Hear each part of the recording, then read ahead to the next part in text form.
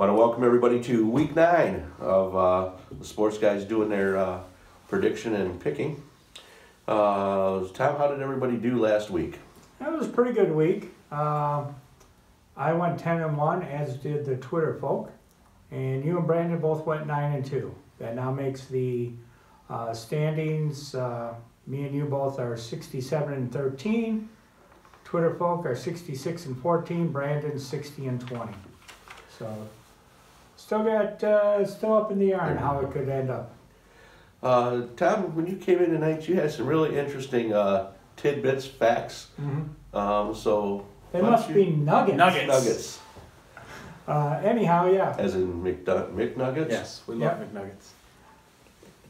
Maybe we can get a sponsorship. Yeah, I was going to say there's going to be a supply of McNuggets on your desk. Yeah. Anyhow, we got 2 big games this week.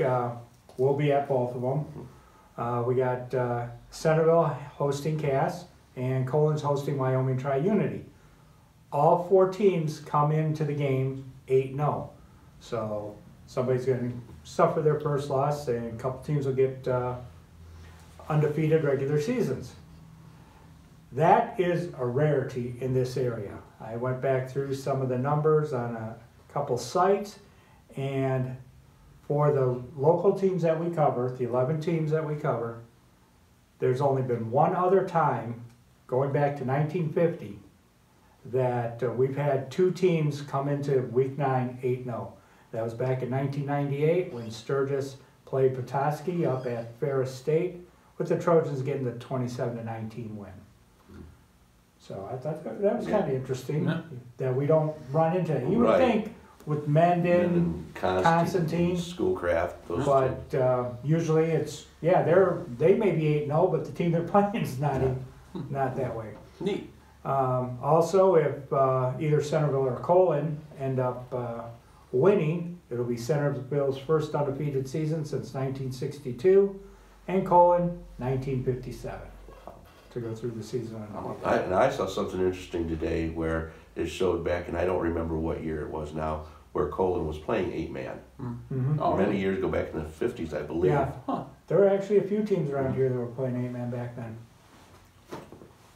So nice. A good time. Hopefully we'll stay dry. I know it's going to be iffy, but fingers crossed. Yes.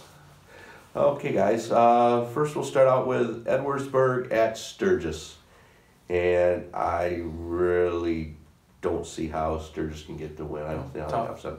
So I'm going to have to go Edwardsburg. Yep. A lot of people think Edwardsburg is the best team in the state, regardless of class. Just mauling people. I think they'll beat Sturgis on Friday. Yeah, and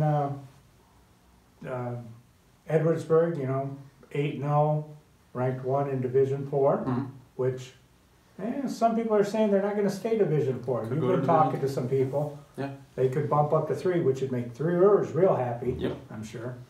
But anyhow, I got to go with the Eddies as well. Big rivalry game for the final Friday night. Vicksburg goes to 3 Rivers, and I'm going to give 3 Rivers the win on that. I think they're just going to be too strong for the Bulldogs. Mm-hmm. Yeah, I think 3 Rivers wins as well. Just, you'd hate, you'd like to see your starters maybe play a handful of quarters and because you're going to play the next week anyway. So get a nice groove, get a lather up, and maybe, get out ahead of them and kind of coast to a win. Yeah, I agree. Wildcats win at home, get the dog bone back. Yep. Is it the dog bone? Yep. Yeah, Vicksburg got it last year. Right. Dalton Kellogg heads to Constantine, and I see the Falcons rebounding and getting the win. Yeah, they got to bounce back from last week. They scored 44 points in the first half and then got shut out in the second half, right? Can't imagine Sean likes that. I imagine it's probably been a good week of practice for them. Dalton Kellogg, tough opponent. They played well this year, but I'll take the Falcons at home. Yep, Dalton Kellogg lost by a touchdown last week. They could have clinched, so they're sitting 5-3. Mm-hmm. They're going to be coming in a little bit of a chip on their shoulder, wanting to get that playoff spot for sure. But I think Constantine and what's going to be typical for a SAC game, probably both teams will be in the 40s, and Falcons will pull out ahead. Yeah, basketball on grass. Marcellus heads to Mendon, and I'm going to see the Hornets rebounding after their loss to Cass last week.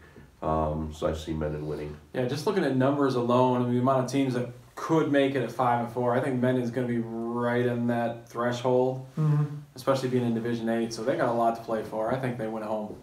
Yep, they need to get the win to keep their hopes alive. Some of the early numbers show there are 242 teams that have either qualified or are 1 win away.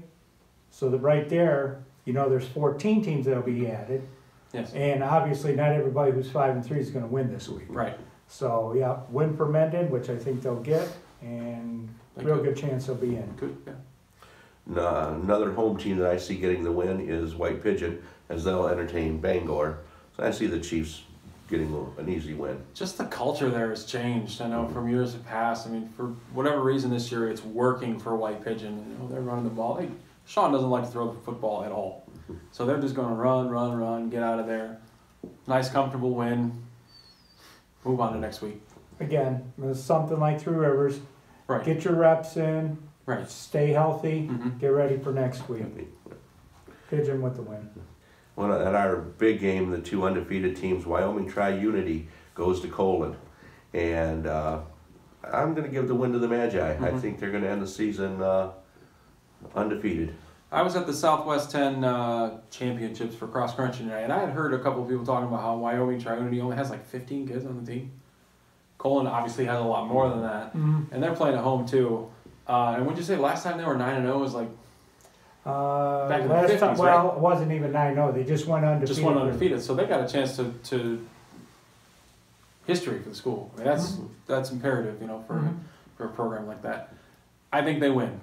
And I also heard that the chain gang for Colon predicts that they will win as well. So, go Magi. The chain gang has it. Yeah. Looking at the playoff point summary, Colon is still the top team Right. in Division 8. Pickford tied them last week, but basically playoff points say that you're playing a slightly tougher schedule. Right.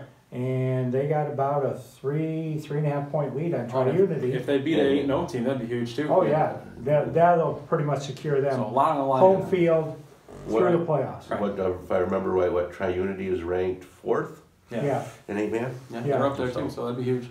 Yep. So yeah, I see the Magi getting the win. The other big game of battle between 8-0 teams, Cassopolis goes to Centerville. I watched both teams. I watched Cass last week at Mendon, and I've seen Centerville a couple of times. Cass has got a couple of really good players, but then Centerville, Centerville's disciplined. They're fast. Their defense, I think it's going to come down to a matchup of speed versus speed. Cass has been there before. I hate doing this, but I'm going to give Cass a slight edge. Yeah, I think you're right though. I mean, that Centerville 8-0, awesome. You've definitely got the program going in the right direction. But in a game like this, of this magnitude, could be tough. But they're at home, so I'm going to take Centerville.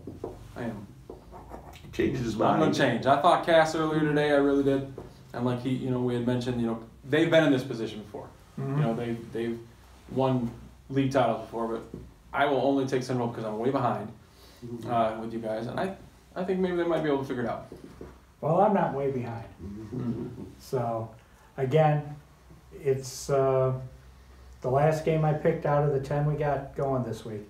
Hemmed and hawed, went back and forth, thought about different things, and I just think there's some magic in the air over in Centerville. Their fans are going to be the homestanding fans. They're going to be loud, and I think they're going to pull out the win. And they have a tremendous amount of fan Oh, support. it's awesome. It really is. I think it's the best of any school we cover. Next we got Burr Oak goes to Big Rapids Crossroads, and I'm going to give the Bobcats the win. Yeah, talked to Ryan Stevens last week. He thinks this is a game they can win. Obviously going on the road a long way. Where are they playing this game? Are they playing in Big Rapids? I'm not sure on that. Okay. I'm assuming they are. Long bus ride then. Long bus ride. But I think he can get his team focused. They'd be nice to them to win a game in the final game. So I'll take Burr Oak. Yep, Crossroads Academy, they're 2-6. Their 2 wins are over 2 teams that are combined 0-16, including a team that Burr Oak beat earlier this year, Michigan Lutheran. I see Burr Oak getting to 4-5 with the victory. Okay. Crossover game, East Jackson goes to Bronson. battle of 0-8 teams. Yep. I'm going to give the Vikings their first win of the year. I think Bronson does it too. I think they find a way to get it done. Yeah. Hopefully, high scoring game. Get a lot of kids' names in the paper. Mhm. This again, Big 8 Cascades crossover game. Bronson got their lone win last year in the crossover game. I say they make it 2 in a row. And heading into their first round of their playoffs at the sectionals, Fort Wayne Concordia goes to Lakeland, and in a toss-up game, the two teams have battled before. I'm going to give the Lakers the win. Right now, Lakeland lost this game last year, Well, it was actually second round second round. at Fort Wayne. Right. But Lakeland, they're hot, right? 3 in a row. Mhm. Figured it out. I'm gonna go Lakeland too at home. I think having the home field, I think a little bit of a revenge factor. Yeah.